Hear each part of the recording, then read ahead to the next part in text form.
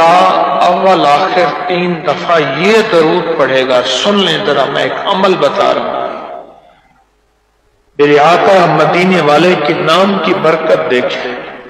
اللہم صلی علی محمد بعدد کل دائن و دوائن وبارک وسلم.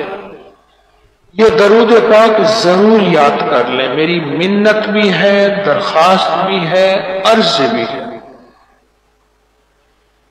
یہ درود پاک ضرور یاد کریں. جو بندہ یہ درود 3 دفعہ پڑھے، پھر بسم اللہ پڑھ کے سورۃ فاتحہ پڑھے، بسم اللہ پڑھ کے 3 دفعہ قل هو اللہ پڑھے، پھر یہ 3 دفعہ درود پڑھے. یہ ہمارے اکابر بتاتے ہیں.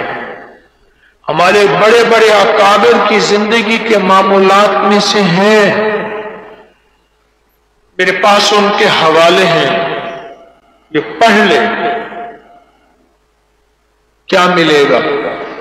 یہ پڑھ کے اس کا ثواب مخدوم محمد ہاشم سندھی ٹھٹوی رحمت اللہ علیہ کی روح کو پہنچا، اور ان کے وسیلے سے جس بیماری کا علاج چاہیں کسی کو دم کر دیں، خود اپنے آپ کو دم کر دیں.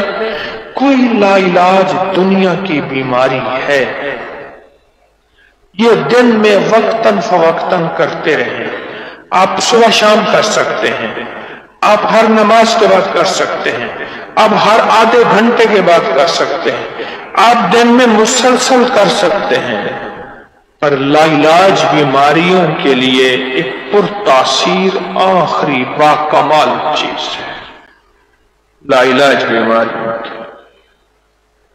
دنیا کی لا علاج بیماری، دنیا کی لا علاج مشکلیں، کینسر، دنیا کے لا علاج بے اولادیاں، دنیا کی لا علاج لاوارسیاں، اور دنیا کی لا علاج روگ.